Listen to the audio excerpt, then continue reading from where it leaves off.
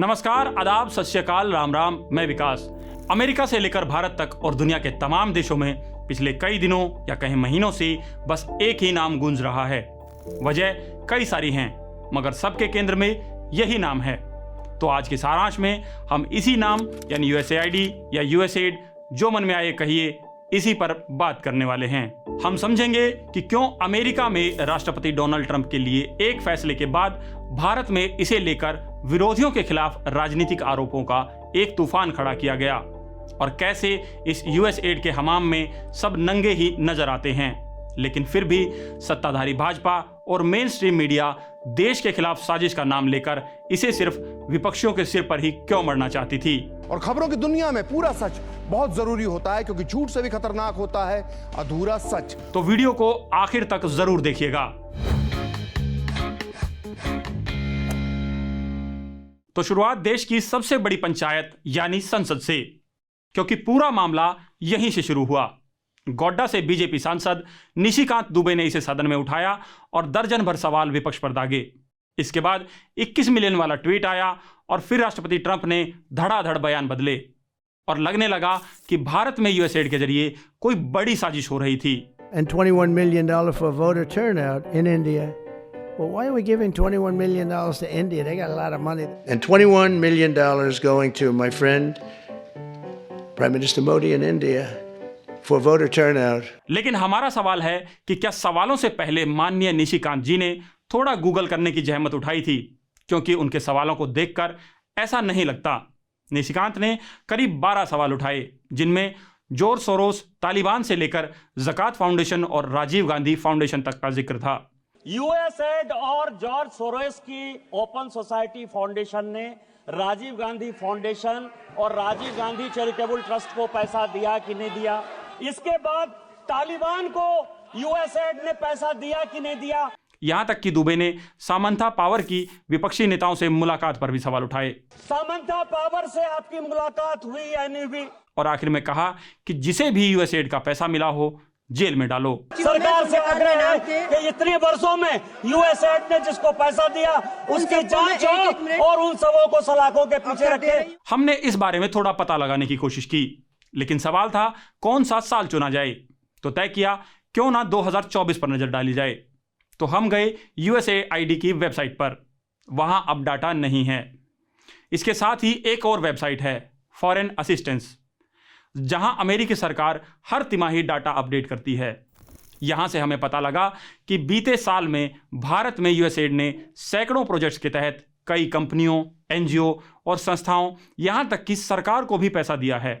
अमेरिकी सरकार की ओर से जो जानकारी सार्वजनिक है, उसके मुताबिक साल 2024 में उसने भारत को 220 एक्टिविटीज के लिए $170 मिलियन यानी 14 अरब 62 करोड़ रुपए की मदद की। यूएसएड के जरिए भारत को स्वास्थ्य, शिक्षा, पर्यावरण, जनसंख्या नियंत्रण और अन्य परियोजनाओं के लिए लगभग $160 मिलियन यानी 13 अरब 76 करोड़ रुपए की मदद मिली। भारत में दर्जनों की संख्या में संस्थाओं और कंपनियों को ये पैसा मिला। यहां हम उन 5 कंपनियों के बारे में बता रहे हैं जिन्हें बीते साल में यूएसएड से सबसे ज्यादा राशि मिली। लेकिन उससे पहले एक डिस्क्लेमर, हमारी मंशा किसी को यहां आक्षेपित करने की नहीं है। ना ही हम निशिकांत जी के लॉजिक पर जाएंगे कि अगर कोई किसी से मिल भी ले तो वो मुलाकात सरकार के खिलाफ कोई संभावित साजिश हो सकती है, और पैसा तो सिर्फ देश के टुकड़े टुकड़े करने के लिए ही आ रहा है। तो इस जानकारी को सुनते हुए अपने विवेक का इस्तेमाल करना ना भूलें। एक और बात, ये जानकारी यूएस डॉलर में दर्ज है, हमने इसे रुपयों में बदला है और इसके लिए $1 की कीमत 86 रुपए के बराबर मानी है। चलिए शुरू करते हैं। इनमें सबसे पहला नाम आता है IPE ग्लोबल प्राइवेट लिमिटेड का। इसे बीते साल में 1 अरब 42 करोड़ 32 लाख 20,364 रुपए मिले। इस कंपनी को यह रकम करीब 9 बार में मिली, जिनमें 5 बार अमेरिकी सरकार के डिपार्टमेंट ऑफ स्टेट ने और 4 बार यूएसएड के जरिए पैसा आया। IPE ग्लोबल 25 साल पुरानी संस्था है और 100 से ज्यादा देशों में 1200 से ज्यादा प्रोजेक्ट पूरे कर चुके हैं। उज्जैन के महाकाल मंदिर का विस्तार याद है? वही परियोजना जो शिवराज मामा जी का सपना था, जिसे स्मार्ट सिटी मिशन के तहत पूरा किया गया, वो IPE के जरिए ही साकार हुआ। जय महाकाल।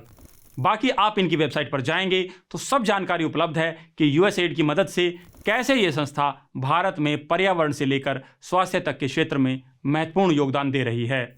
बाकी हमने इन्हें कुछ सवाल भी भेजे हैं, अगर वीडियो रिलीज होने के बाद उनका जवाब आता है तो वेबसाइट पर कॉपी में जरूर शामिल किया जाएगा। Wadhwani institute for artificial intelligence 32,88,10,422 रुपए। वाधवानी एआई को बीते साल में ये मदद मिली। ये राशि 2 ट्रांजैक्शन में इन्हें मिली। अमेरिका के डिपार्टमेंट ऑफ स्टेट की तरफ से इन्हें प्राथमिक स्वास्थ्य के लिए 26,58,33,482 रुपए और यूएसएड के जरिए सामाजिक संरक्षण के लिए 6,29,76,940 रुपए मिले। वाधवानी जी यूएसएड की मदद से मोदी जी का साल 2025 तक का भारत को टीबी मुक्त करने का सपना साकार करने के लिए दिन रात मेहनत कर रहे हैं। महाराष्ट्र स्थित वाधवानी एआई के उद्घाटन में मोदी जी महाराष्ट्र के मुख्यमंत्री देवेंद्र फडणवीस के साथ पहुंचे थे और वाधवानी परिवार की भूरी भूरी प्रशंसा की थी। Let me begin by congratulating Ramesh Vadvani ji and Sunil Vadvani ji and his family, the government of Maharashtra and Mumbai University for coming together to make this institute a reality. Council on energy, environment and water 22,82,01,430 रुपए। Council on energy, environment and water यानी CEEW को बीते साल में ये राशि 2 बार में मिली। इन्हें पहली बार में 12 करोड़ और दूसरी बार में 10 करोड़ रुपए मिले। वेबसाइट पर उपलब्ध बायो के मुताबिक काउंसिल के CEO अरुणाभ घोष अंतरराष्ट्रीय तौर पर ख्याति प्राप्त व्यक्तित्व हैं। उनकी पहुंच PMO तक है और सीधे प्रधानमंत्री मोदी जी को तमाम विषयों पर राय देते हैं। इंडियन एक्सप्रेस जैसे प्रसिद्ध अंग्रेजी अखबार में समय समय पर लेख लिखते हैं ताकि देश में पर्यावरण जैसे मुद्दों पर लोगों की सोच को आकार और विस्तार दिया जा सके। अक्टूबर 2024 में सरकार ने इन्हें एयर क्वालिटी कमीशन में नियुक्त किया है। एयर क्वालिटी कमीशन का जिक्र आया है तो आपको याद दिला दें कि हमारा हवा का हक कैंपेन जारी है। तो ये कहना गलत नहीं होगा कि भाजपा से लेकर कांग्रेस राज्यों की सरकार तक सबको CEW की मदद लगती है जब भी उन्हें पर्यावरण, ऊर्जा और पानी जैसे मसलों पर कोई जरूरत होती है। कर्नाटक हेल्थ प्रमोशन ट्रस्ट 18,86,89,504 रुपए। कर्नाटक हेल्थ प्रमोशन ट्रस्ट को बीते साल में यह रकम टीबी कंट्रोल कार्यक्रम के लिए दी गई। ये 20 साल से भी ज्यादा पुरानी संस्था है जो कि मुख्य रूप से स्वास्थ्य के क्षेत्र में काम कर रही है। यूएसएड के अलावा भी इन्हें कई जगहों से मदद मिलती है। यह सीधे तौर पर केंद्र सरकार के साथ मिलकर टीबी उन्मूलन के कार्यक्रम में जुटी है। पीरामल स्वास्थ्य मैनेजमेंट एंड रिसर्च इंस्टीट्यूट, इन्हें बीते साल में 17,14,89,528 रुपए मिले। यह रकम 2 बार में मिली, जिसमें बड़ा हिस्सा सीधे अमेरिकी सरकार से और छोटा हिस्सा यूएसएड के जरिए मिला। ये पीरामल ग्रुप की संस्था है जिसकी चेयरपर्सन स्वाति पीरामल हैं, जो कि ईशा अंबानी की सास हैं और ईशा अंबानी को तो आप जानते ही हैं, नीता और मुकेश अंबानी जी की बेटी हैं। और नीता जी का ये वीडियो शायद आपकी याददाश्त ताजा कर दे। USAID Acting Administrator John Barsa, Ladies and Gentlemen, नमस्कार। देखिए, मैं कोई सांसद तो नहीं हूं कि सदन के संरक्षण में कुछ भी झूठ सच बोल दूं। मैं सिर्फ तथ्य बता रहा हूं। फिर कहूंगा इन तथ्यों के साथ विवेक से काम लें। वैसे पीरामल ग्रुप की सारी जानकारी सार्वजनिक है और कोई भी जाकर देख सकता है कि उन्हें विदेश से यूएसएड के जरिए कितना पैसा मिल रहा है। अमेरिकी वेबसाइट के मुताबिक पीरामल ग्रुप को 19,93,948 डॉलर मिले हैं, जबकि पीरामल की वेबसाइट पर दर्ज जानकारी बताती है उन्हें बीते साल यानी 23-24 में 21,84,387 डॉलर मिले हैं। लेकिन ये अंतर क्यों? दरअसल ये अंतर वेबसाइट पर रिपोर्ट हुई रकम के चलते है, जिस बारे में अमेरिकी सरकार की वेबसाइट पर साफ साफ लिखा भी है। यानी कि यूएसएड के जिस पैसे की जानकारी सार्वजनिक है, असल में उससे ज़्यादा ही पैसा इन संस्थाओं को मिला हो सकता है। इनके अलावा भी कई कंपनियों को अमेरिका से आर्थिक मदद मिली है, जैसे कि पाथ एनजीओ को 14,75,57,854 रुपये, इंडस्ट्री क्राफ्ट फाउंडेशन को 12,32,57,006 रुपये, डेवलपमेंट अल्टरनेटिव इनकॉर्पोरेशन को 11,39,28,500 रुपये, resource group for education and advocacy for community health यानी रीच को 9,13,05,082 रुपये मिले हैं। कुल मिलाकर काफ़ी तादाद में एनजीओ को अमेरिकी मदद मिली है और बहुत सी जानकारी सार्वजनिक तौर पर उपलब्ध है। यहां तक कि केंद्र की मोदी, यूपी की योगी और दिल्ली की आम आदमी पार्टी या अन्य सरकारें भी यूएसएड के जरिए समय समय पर आर्थिक मदद लेती रहती हैं और उनके साथ मिलकर काम करती हैं। जैसे कि अगर आपको याद हो तो साल 2017 में हैदराबाद में हुआ ग्लोबल एंटरप्रेन्योरशिप समिट, जहां माननीय मोदी जी और राष्ट्रपति डोनाल्ड ट्रंप की बेटी इवांका आई थी। वो अमेरिकी और भारत सरकार की मदद से संपन्न हुआ कार्यक्रम था, जिसका एक अहम हिस्सा यूएसएड भी था और इसके सब अधिकारी कार्यक्रम में मौजूद थे। इवांका ने मोदी जी के सामने उनके प्रयासों की तारीफ की। USAID Administrator Mark Green is here with us today. Where are you, Mark? Thank you, Mark. I want to thank Mark and the entire U.S. delegation for their tireless work to improve the lives of millions, both domestically and abroad.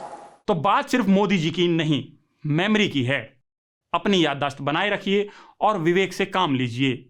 विवेक से याद आया, आइए जानते हैं Congress party का इस अमेरिकी मदद को लेकर क्या कहना है। लोकतंत्र में आपसी सहयोग होता है, उसका दुरुपयोग है या सदुपयोग है, व्हाइट पेपर निकालिए, मालूम पड़ेगा।